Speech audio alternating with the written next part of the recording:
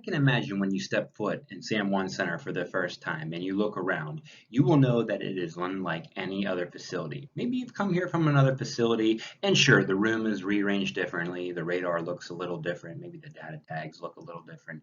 But when you really explore and dig a little deeper on how we conduct business on a regular, day-to-day basis, you will notice it is dissimilar to anything in the NAS. Surrounded by foreign facilities, non-radar airspace, pseudo radar with some facilities, and obviously some radar interface with other NAS facilities.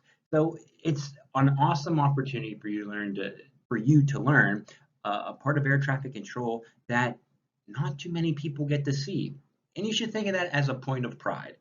And the greatest example about how San Juan is kind of stuck in a moment in time of air traffic control evolution is the importance of the A side. So today we are going over the apex of A sides, and you are, because if we can be honest and speak frankly, if you're watching this perhaps from another facility, center facility that is, you know that usually your A side training is changing the printer paper. It is a formality, and you usually go ship right off to D side school or radar associate school. But here at CM1, you gotta pump the brakes. You, as an A side, are very important to the operation, and we'll explain why in this video. So I'm really excited here. Apex meaning the top, especially something when it firms a point. So no doubt that you will be at the top of your game as an A side leaving this presentation. Beautiful picture of El Yunque, the wonderful forest here on the island of Puerto Rico. Steve here, couldn't be happier that we are joined together again in a wonderful video about this position. Been really thinking about doing an A-side video for a long time, and it's about time that we get this fundamental video out of the way, because in all honesty, probably should have been one of the first videos that were done if we are going in succession in terms of career progression. But that's just an incidental detail. Let's get started. I will see you at the next slide for the bulleted list. Hey, let's do this. The fitting title for today's bulleted list is Sector Protector and Builder Extraordinaire. And that is exactly what you are as an A-side. What I mean by protecting the sector, you control the information flow to the sector. You man the printer. That is your responsibility.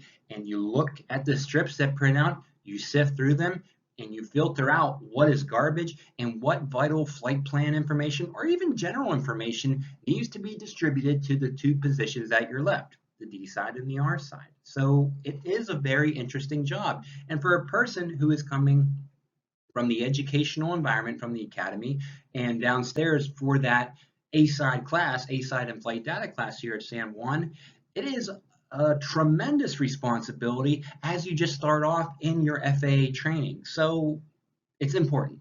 So today we are going to introduce you to A-side fundamental concepts. Refer to the ZSU strip marking and strip posting order. We will refer to them in little excerpts, and we will make sure that we tell you where they can be found and direct you to which order we are referring to. Perfecting strip selection. That is the A-side in a nutshell. As you know, here at San Juan Center, we do not have URED, User Request Evaluation Tool. We still have strips. Strips are the primary flight data information for the entire sector and for the entire center. It's based on paper. We update strips, we update things in the FDIO, and more strips print out. That's our information. That's our bread and butter. We cross-reference what is on the strips as with what is going on the radar, and we make informed decisions based upon all available information sources. So as you see, as I go over this list, this job is, you might be seeing how this job is becoming more important and integral to the sector team. We'll simulate a real A-side session. We'll do our best to make it as real as we can, and I think we did a fairly good job of illustrating the concept. You'll see some pictures. We'll go over things together. As you see, we're going to refer to the orders, so we will complete that picture. Now, an all-encompassing A-side tutorial would probably take over an hour. Or maybe even over 2 hours because of all the airways and routes that are in San Juan Center's airspace. But we will take a little snapshot, and you will be able to bridge the gaps, no doubt, and use deductive reasoning and meet us halfway, if you will. So without further ado, let's get off to the sector. Ready, set, jets, go. I will see you at the A-side position. I'll see you there. Here we are now cozy at the A-side position. The tools of the trade, at least a few of them are displayed there. It's the Barco FDIO printer. And you see there is a considerable stack of strips there, hence the title of the slide, Stacks on Stacks, the Unholy Bible. As you look to the left here, now if this is your first time dealing with the A side and this is your eye-opening experience and introduction to the position and to the fundamental concepts of San Juan, that makes it so unique. As I alluded to in the title slide, you will see you have pending activations. And you might wonder why. Well, every facility that San Juan Center does not have an automation interface with requires us to manually take a boundary estimate in form of a time, altitude, and squawk is an optional feature, and we manually start those flight plans. Those are proposals, just like an aircraft waiting to take off that has not been airborne yet or is not airborne yet. You see that we have these strips that need to be activated by 6, 7, 10 more often than not. So we have the strips that we have to pick through, sift through, and we have the activations. Now we might be a little overwhelmed, and you will be, and that's perfectly all right. You got a Bible stack of strips and you have 4 pending activations. But I would challenge you not to panic and relax, because there are some signs that we will teach you. This is the fundamental aspect of teaching you some kind of scanning information sources for you to make these informed decisions. And it starts with, well, look, we have some work to do. That is abundantly clear. There's the FIDO printer, and it's a thick stack. But like I said, we're not going to panic, because guess what? We will sift through those strip by strip, because we are here. We have the luxury. You see that time clock? It's not even moving. We are frozen in time here. We are learning today. But we will teach you and coach you not to fear large quantities of strips and large quantities of activations that are pending. So what I would challenge you here to do first is, we recognize that there is work to be done, but look at the clock. It's 22:07:05 seconds is the current time, and look at our activations. We have Windward 805. They are estimating MyLock, or the boundary, our airspace, at 2222. KLM's 2353. That's very far away. 200 Quebec's here, 2243, still far out. And look, Wiggins 7105, 53 whole minutes, or just about 53 whole minutes, 56 minutes and 55 seconds. So we have some time. Windward 805 is not going to show up for another 15 minutes. I would challenge that we will get good enough, whether we once we get some fundamentals laid, that we will be able to sift through that stack of strips, post what we need to post, and then we can get to the activation. So that is what I am going to encourage, and what we are subsequently do in the next slide. We are going to follow this plan of action. Let's get through that stack of strips, leave the activations, because guess what we have to consider is the idea that there could be a departure in that stack of strips. And we know departures, it's a fast-moving process, right? Especially if we are talking about a departure from San Juan. San Juan departure is going to work that aircraft, climb the 10,000 feet, and our controller is going to take the handoff and climb them out of the approach stratum. And that will happen very fast, especially if we are not so busy, or that particular flight has clear conflicts and has been handed off right away and communications have been changed. It is best to get the departure to the controller who is climbing that aircraft, so they know where they're going, know what they're requesting altitude. Maybe there's a route changes. There's a whole bunch of things here. But like I said, you're that custodian of information, and we know that controllers in general make informed decisions based upon the information that they have in front of them. So the flight progress strips, and you are that distributor. So let's check and let's make sure that everything is good, get the good information to the sector, sift out the bad. Sounds like a good plan. I will see you at the next slide, and let's execute. Well, we have made it to the first handful.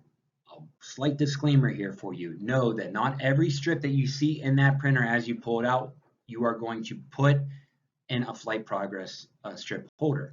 This is just the clearest way to illustrate the example, because we are doing this via PowerPoint. In real life, you are going to get so extraordinarily good at sifting through these flight progress strips that you'll do it like a deck of cards, as if you were a dealer in Las Vegas. But for right now, this is the best we can do, and this is the first handful of strips. So what I'm going to do is I'm going to explain why, if the strip is a keeper, and why it is trash, okay?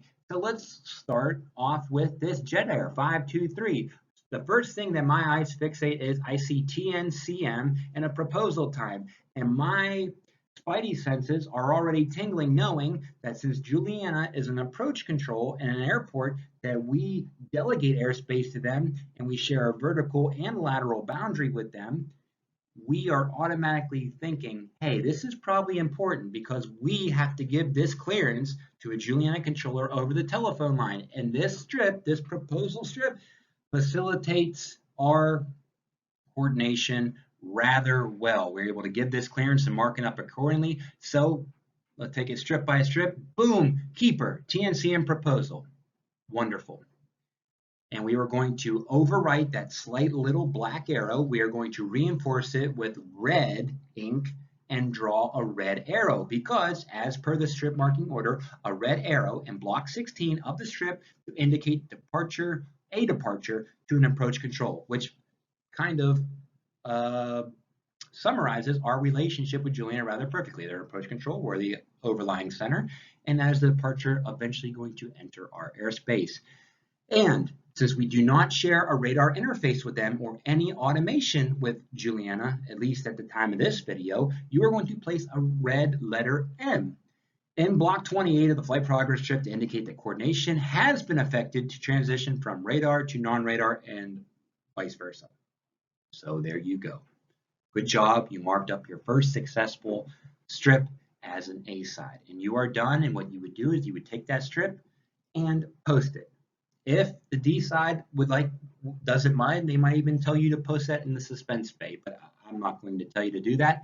Let's move on to the next one, trash. And why trash? .com 2077. Well, there's a couple things that look weird about this particular flight progress strip. Look, you have TJIG, Isla Grande Airport, written twice in a conch fixed radial distance. And if you remember your training from the academy, if you were coming from the en route environment and you learned basic fundamental en route fundamentals, you would understand that the logical way to read a flight progress strip, an en route flight progress strip, is to understand that you have the previous fix, posted fix, and next fix. And usually they're all different because they are stating different phases of flight, different times, and you are able to make those informed decisions based off those times and those fixes. Well, it does you no good to have two Isla Grande times and a conch fixed radial distance because guess what? There's chances are, and you'll see as a self-fulfilling prophecy, there's a better strip to be had in the next one. Keeper.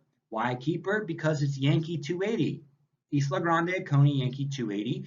And the way you pick the proper strip to post for a Yankee 280 flight is you will see there's a conch fixed radial distance. It belongs in sector 6 in the conch bay and post Sapo in space 21 of the flight progress strip. And that is exactly where Sapo is. That is a keeper, and we are going to add a red arrow because just for the same reason we did for the proposal, we are doing it for this live ticket because a red arrow, block 16, of the strip to indicate departure to an approach control. Perfect. That's right. San Juan approach or San Juan departure, work that aircraft, and they are going to hand it off to us.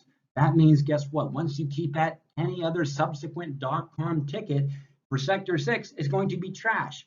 Wonderful. That makes our lives a lot easier. And trash for the FedEx 51 because, as you see, the transition was a little bit early. And you will see keeper. Why? Yankee 290, we're talking sector 6 still. We're going to get a conch fixed radial distance, belongs in sector 6 in the conch bay. The preferential arrival routing for aircraft entering our airspace via Miami, Yankee 290 Bino, Route 6 San Juan. And look, they have Yankee 290 Bino San Juan, which is fine and dandy. And you see, perfect. Place a red down arrow, okay, in block 16 of the strip to indicate an arrival from the center to the approach control. And you see how Calto is in space 11, getting back to wide to keeper. And you look how it reads sequential. Calto, somewhere southwest of Conch, a random fix to, the 22034 miles. So 34 miles southwest of Conch is giving you an idea of where they're going to be in the middle of sector 6. And then the landing time at San Juan. That is a good strip, and that is a keeper. And you would post that and the D side would subsequently put it in time sequence, and there your job is done. And you are already probably picking up how there is look, it's half and half, 3 trash strips versus 3 keepers. That equation or that ratio is going to go down where you are throwing away a lot more strips than you are keeping. And you'll see that in the subsequent slides. Let's keep this going. Let's go to the next stack in this handful. Let's do it. The second helping. You've come back for more. How perfect. And we are starting off with JetBlue 2037, and it's a keeper right off the bat. Why? Well, for this reason. Borinquen 8 Borinquen. It belongs in the Borinquen Bay. It's Sector 8. Borinquen is the fixed posting, and Antex is either in 11 or 21. So it's either the next fixed or the previous fixed. And look how that reads sequentially. If you were to visualize in your mind, hey, what is Blue 520 in reference to me? And I see there's Route 2 in there, so that's okay. Route 2 does go to Borinquen, so Route 2 meets Borinquen. They departed San Juan, flew Route 2 to Borinquen, and the next logical fix on Blue 520 is Antex. You see how it just completes the picture oh so perfectly. Because the next trip that you would get, marking that red arrow, we won't refer to it again, because from departure control to the center, we would get that red arrow. And the next one would be trash, because look, it just says Borinquen Antex. Doesn't say anything. It just looks nasty. Antex is not in space 11 or 21. It just doesn't look good. So you're able to throw that one away. Yet again, we're looking at a Yankee 355 arrival into San Juan from Sector 63. Miami 63, JetBlue 75, you have a CERTA, which is outside of our airspace, FIPEC, which, well, okay, that's starting to be familiar because, hey, that's our airspace. Empoya, it's on Yankee 355. But I would challenge you to think, hey, there is probably a better strip on its way. And there is. It's the next one in succession, Keeper. We're going to mark that down arrow because we know they are going to the approach control. And we kind of have to pair up the best strip, even though it may not necessarily conform to the order. Now, I know that sounds very contradictory. I do not have a good explanation for it. But look, it says conch because that's what we're looking for, a fixed radial distance in Sector 6 in the Conch Bay. There is no conch fixed radial distance. On a Yankee 355 arrival on any airway that emits from FIPEC, and there are numerous airways, you will not get a conch fixed radial distance. I cannot explain it. It's one of those abnormalities of automation, but this is the best looking strip that you're going to get. Even though Puya is kind of on the threshold of Sector 4 and Sector 6, it's the best way to make this happen. You will not get a conch fixed radial distance. It's just one of those quirks. You're going to have to work with it, and maybe one day automation will catch up and we'll be able to make it happen. So suspension of disbelief yet again, and just remember this is what it is and the reality we live in. Trash yet again. Any subsequent strip for JetBlue 75 is going to be trash, and everything else is all and well. JetBlue 2103, under that same logic, we're going to throw that away because guess what? We see a pattern here, and we are humans, and pattern and learned behavior is something that we are masters at, and exactly what we will do, we will keep the Puya ticket, we will put a down arrow on it because of that very reason there, restated again, a conch fixed radial distance for Sector 6 in the Conch Bay, and we are looking for FIPEC in box 11. That is the best strip to kind of satisfy that requirement as per the order. And then yet again, trash for the next strip because anything else can be disregarded. Wonderful. That second helping wasn't too bad. But guess what? We're still hungry and we still have some more work to do. So let's keep it going. I'll see you at the next slide. Let's keep that positive momentum going and take a look at the first strip of this bundle, if you will, because we are in fact almost there. Look at that. Southwest 1525, you see San Juan, Sapo Chaso. It is perfectly spelling out Yankee 280. This looks like a darn good ticket. It's a departure ticket and a ticket you want to get posted as quick as possible. That's a keeper, up arrow. And for the reason why, Sapo transition on the Oconee 3, we'll see Oconee 3 now, the Oconee SID, you're going to look for a Sapo and place that in Sector 6 in the Conch Bay. Good looking ticket right there. Under the same logic, we have another Oconee departure, yet again following that same kind of pattern. San Juan Donku Liton, looks like Lima 451 is at play here, that up arrow, and yet again the Oconee SID, the Donku or FECO, there are not published transitions, they are by NOTAM off of Pouty, which is on the Oconee 3, then they go direct on Coup or FECO. But you're looking for those fixes for Sector 6 in the Conch Bay. Perfectly done. Look, we have another edition of the FedEx 51. Now you're going to get a lot of this, but our eyes are already trained to not look so much for a fix in Miami's airspace, in this case Haggett, Calto, and a conch fixed radial distance. We are going to hold steadfast and we are going to look for something with a little more substance. Yet again, another trash ticket, but our patience is rewarded because we see Calto in space 11, conch, San Juan. That's a keeper, Yankee 290. Conch fixed radial distance for Sector 6 in the Conch Bay, and we are looking for Calto in box 11. Boom, we have found that, and remember our down arrow. Now that is an interesting learning point. You will constantly get amendments from Miami. If you remember your training from the academy, you know every time you hit that root key or anytime you manipulated the flight plan of an aircraft, it usually resulted in the URED being updated and strips to follow. Well, since we don't have URED here, we are getting all those strips no matter how minuscule the change, we are seeing the result of that. So just prepare yourselves to sift through a lot of duplicate tickets. But actually, in this fundamental stage, it's good practice for you. So as we're seeing now. Yet again, we are looking at another Yankee 355 situation, and we see a fix in Miami's airspace, Angel 5 Pec Puya, but boom, we are met with the one that we want to see. 5 Pec Puya plane, down arrow, trash, and trash. Wonderful. We are doing a fantastic job. Let's keep this going. Let's see what lies ahead. We're almost done. Well, how about that? You did a fantastic job. And if you were to look at that picture, you can see that that printer hopper is absolutely empty. And now we busted out the keyboard for you because guess what? That's your new tool of trade for this particular instance now. Good job completely clearing out the hopper. You've successfully sifted through all the strips, given the proper ones to be posted. Now, onwards and upwards to your activations that you have pending.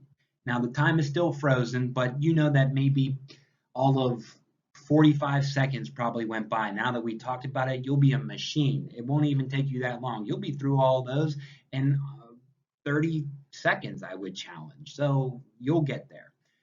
And we also have a FIDO preview area up. Now, with the time being 2211, we do not have all the time in the world to just sit back and relax and just take our time.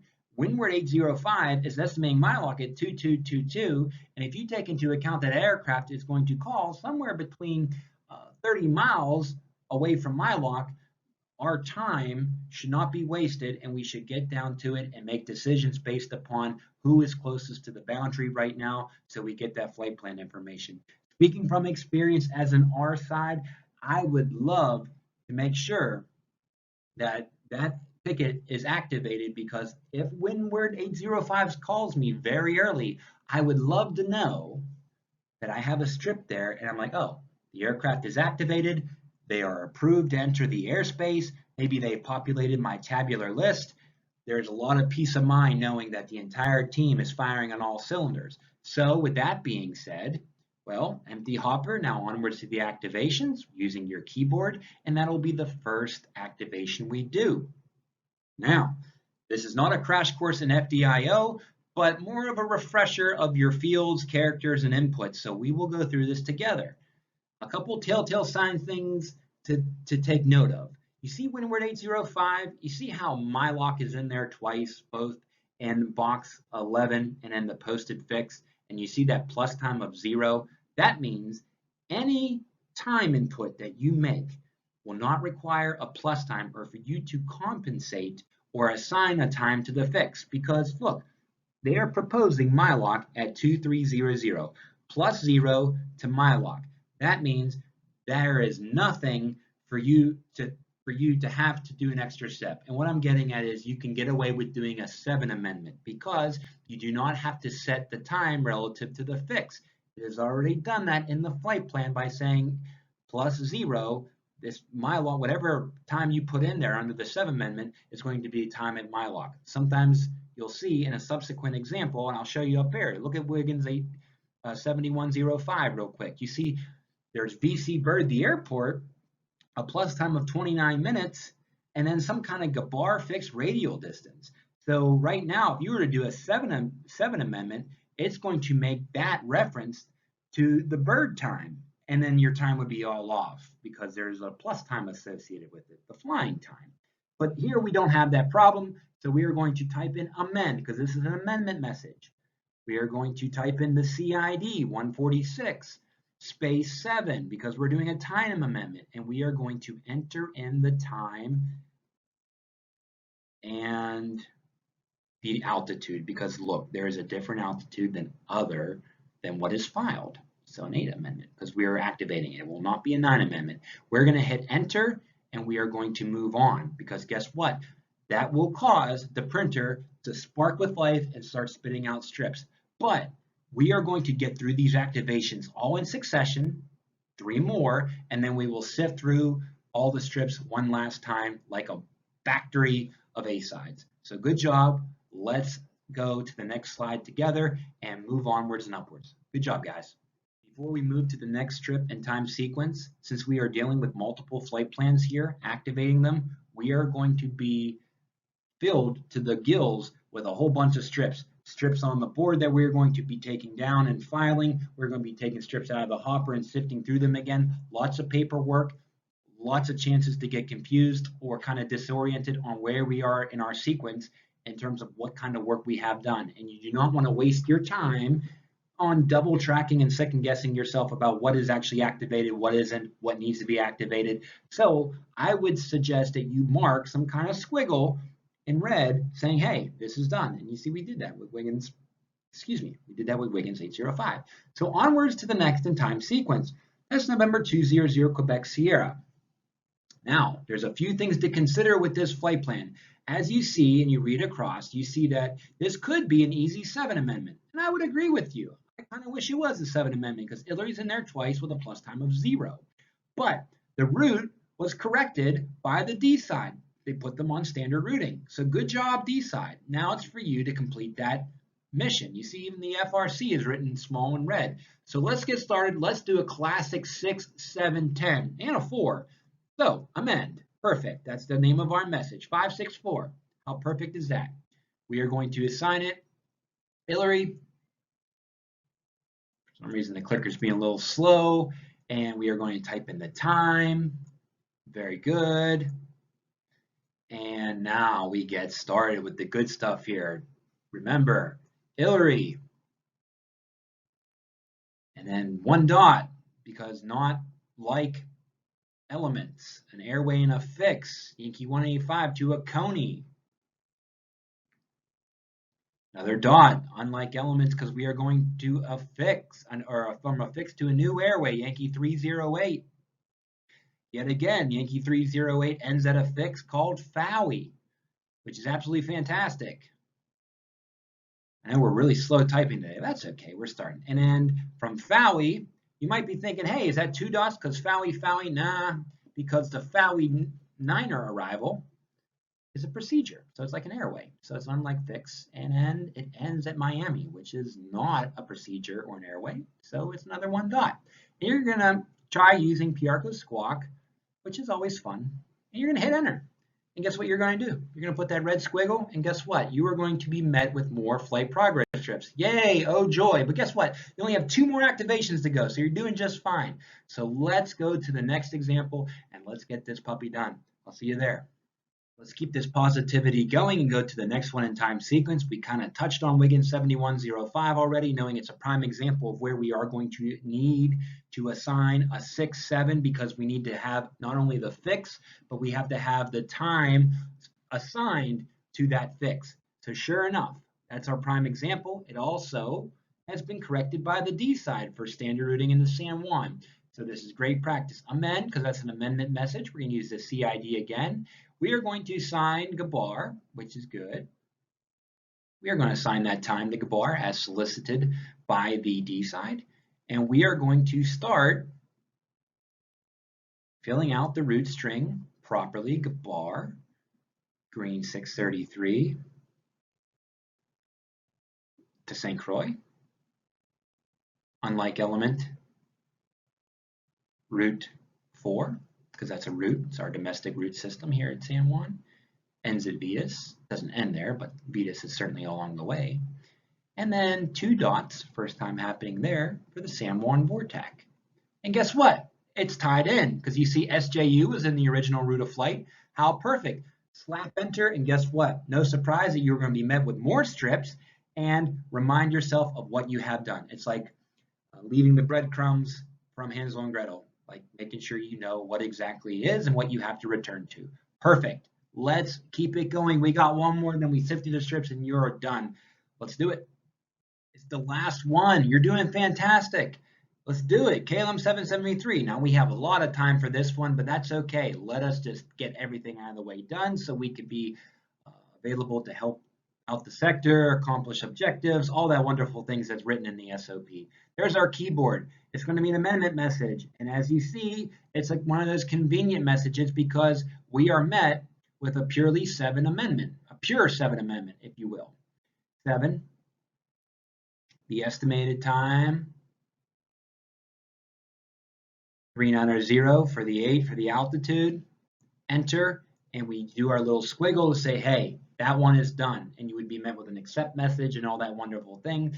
And now we probably have a small Bible to sift through yet again because we did a lot of activation. And as you saw in our examples, we get a lot of garbage tickets. So let's do that together and finish this thing up. I'll see you at the next slide. Oh man, more strips. Look at them all there. It's there. Hey, it's okay. Let's get after it. I'll see you there. Look at your fine handiwork. Everything going well. Look, another FedEx 51. You know that's trash, right? You're looking for the conch fixed radial distance. You're looking for Calto and box 11. That's trash. Oh, it's a keeper. And you know why. Well, I'll remind you there. You put your down arrow. Good job with that. Trash. Look at that. Mylock, Anner. This is the first of your activations, if you remember, Windward 805. That doesn't look right because it just looks weird. A Mylock time followed by a Mylock time in the previous and current fix, and then an Anner time. But guess what? We should know if we are following this sequentially as the printer prints out and following the airway, Mike 576 northeast from the southwest, we know that we are going to get the keeper very soon. Look, Mike 576 in the Anner Bay for Sector 8 in the Alaska Anner Bay, you are getting that Anner right there in the posted fix is where you want it, and you are going to place that M because we will have accomplished coordination from Maiquetía, a foreign facility, to us. Non-radar coordination has been affected, so that's why we do that. Trash, Anner Porquet Dandy, we do not post Porquet tickets, as simple as that. But here's a keeper because guess why? Mike 576, you are going to be looking for Papa Juliet Mike, or as you know, Papa Juliet Mike, or TNCM, the name of the airport, PJM the nav aid, TNCM the airport, and you are looking for Manolo or Dandy in space 11 of the flight progress strip for aircraft landing Julian airspace. And that perfectly describes what is taking place there. We know we're going to put an M because of the non-radar coordination, put a down arrow as well because they are going to an approach control, and we are going to put that X because it has to be placed in block 30 of the flight progress strip to indicate that coordination is required with an adjacent facility. So M is like, hey, non-radar coordination has already been affected. The X is reminding you that it will have to subsequently take place yet again. Wonderful. Clear as mud, right? Let's keep it going. Hey, just like Dory said, just keep swimming. Hillary, Porquet, fixed radial distance. It just doesn't look good. It doesn't look right. There is something better in this stack that we can post for Sector 2 that adheres to the order. We found it in the next strip. Hillary, Porquet, fixed radial distance, St. Croix. That looks pretty darn good if you're following Yankee 185 kind of sequentially. And the airway calls for a Porquet, fixed radial distance for Sector 2. In the St. Croix Bay and post Hillary in the space 11 of the flight progress strip. Well, good job. You found it. And the M there to remind you why. Trash, Porquet, fixed radial distance, St. Croix. You might get tempted to post that maybe because you see St. Croix. It's a little confusing, but your telltale sign is Hillary and box 11. And now, luckily, we've had a lot of experience in Sector 6. And we now know we are looking for a conch fixed radial distance for any of the Yankee airways that go through Sector 6. So Yankee 185, yet again, conch fixed radial distance and a for Sector 6 in the Conch Bay and looking for Dongku, but in this case it's not Dongku, it actually turns into Yankee 308, you'd be looking for Fecco in that Fecco endpoint of box 21. And an O. First time seeing the O because aircraft that transition from one center's airspace to ZSU center directly R center to another center's airspace have a red letter O in block 28. Easy enough. O for overflight because that aircraft did not come from an approach control, hence no up or down arrow. And they came from Piarco's airspace into our airspace, and they're going to Miami's airspace. Pure overflight by definition, and any subsequent ticket is going to be trash after that. You found the good one, you stop looking, start trashing everybody if you see any more 200 Quebec Sierra. Good job with that. We're getting there. Pick the right one. Look at that. Gabar, dandy. That just doesn't look right. And if you are going by this learned behavior that I referenced, that you'll know that there is something better in that stack because we did everything correctly and thoroughly. And yet you are rewarded with that. Gabar, dandy, St. Croix. That sounds like the first couple fixes or major fixes of Green 633. And they certainly are. Green 633, you're looking for a dandy ticket for Sector 2 in the St. Croix Bay. Put Gabar in space 11 where it's at, or 21 if we are going opposite direction. And coming from BC Bird, we're going to put an up arrow and reminding you why, in case if you wanted to reference the order, and an M because of the coordination, on-radar coordination that has taken place. You might get tempted when you first start out to post Gabar, St. Croix, and a San Juan fixed real distance because, yes, St. Croix is on Green 633. But it is not the fixed posting. Dandy is where all the conflicts take place, and that is what you are going to post. So you might be tempted and do a double take like, oh, St. Croix sounds right too, but it's not as per the order, so you can disregard that. Good job with that. And now for the long activation, and this serves as a model for any activations that you will either get, whether the flight plan's been activated from like New York Center coming to you, or you activated it as we did in this example. Random routes are always going to take up a lot of strips because they are not confined to an airway. So traffic search is a lot harder, and the possibilities for them to intersect and possibly cross over points of conflicts is more immense than it would be on an airway. And look, KLM filed Scapa to Daewin. That's almost like 400 miles of direct route. So you are going to get a lot of tickets because look at that, Scapa. It just doesn't look good. It doesn't look right. We are looking for something that kind of shadows what an airway would look like. We know where Scapa is at. It's in the Alaska Inner Bay. If the Alaska Inner Bay were divided into two bays, we would look for something around Alaska because Alaska is slightly northeast of Scapa. So in our minds, we're going to follow the logical order of strips. Look, we have KLM 733, number 2, number 3, and one of these next subsequent strips, we are going to be looking for something useful to help us look for traffic search, having Scapa in box 11, and the posted fix having maybe an Abeam Alaska, last fixed radial distance, and something else. And we don't have that yet. So let's go to the next handful and find what we need. This kind of takes a lot of practice. As I said before, it does take a lot of practice, but look, you are met with something that logically makes sense and something that can actually be posted in the bay. There are no repeat of fixed radial distances here. You have a Scapa time, which is not truly the Scapa time, but is a Scapa fixed radial distance, but a very small fixed radial distance at that, 5 miles northeast of Scapa. Probably didn't even change the time. If it did, it was incremental at best. You have an Abeam Alaska, last fixed radial distance, and then the Anner, because this aircraft, since they are on a random route, they are cutting through multiple bays. And Sector 8, the Alaska Anner Bay, and you have the Borinquen Bay. You have a lot of fixes where a traffic situation might take place, so it's going to give you a whole bunch of strips, and you see how it's making its way across the bay, but this is a keeper.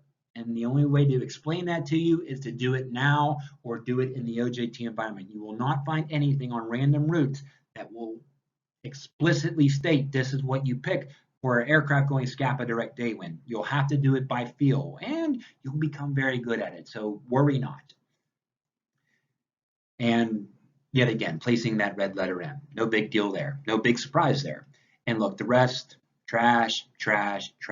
There is nothing in there unless you wanted to post that St. Croix Bay ticket for awareness, but even that doesn't really truly accurately depict where that aircraft is going to cross St. Croix. And more often than not, we are talking about working in a combined environment, so you only have to post one strip per sector.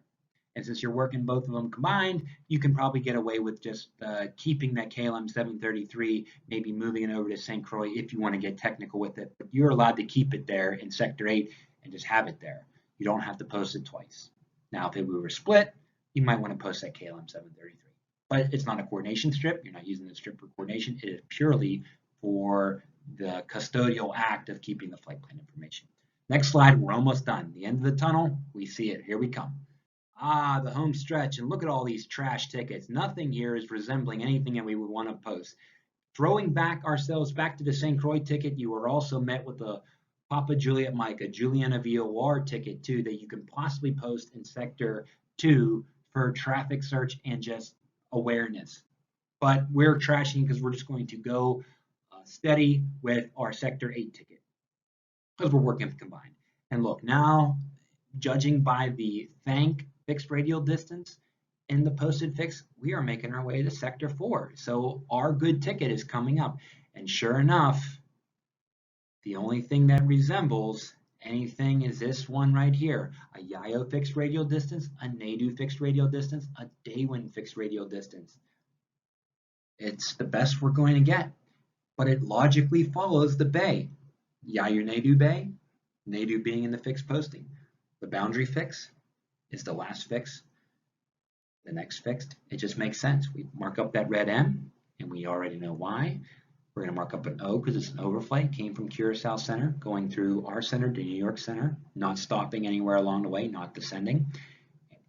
And it should be also placed with an X because its coordination is going to have to be affected with New York Center, in this case, the Apollo sector. And we explain why there. Trash.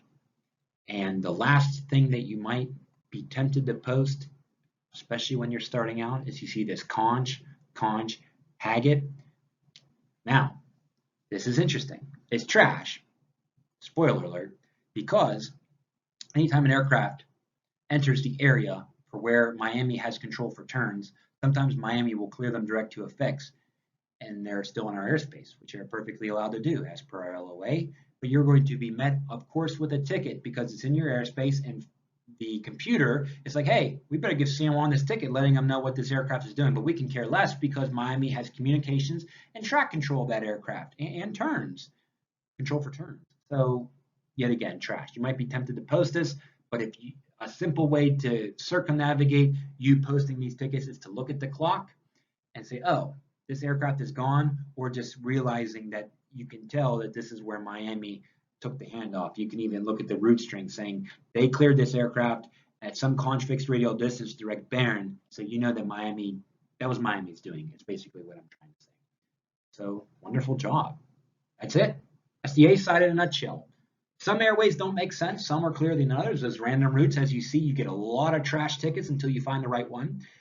But this is it. And you will continue to complete this circle. You'll go back to the hopper, pick more strips, sift through them, mark them up, post them for the D side. You see an activation, you'll take a look at the activation, activate it, get the strips from the activation, put them in the strip holder, and load it back up until your session is done. But this is it. That's your scanning. What are your tools? The clock to let you know of your priorities, the keyboard, the printer, your pen, and your trained eyesight to sift through the bad strips and the good strips, all the wonderful things, the good, the bad, and the ugly.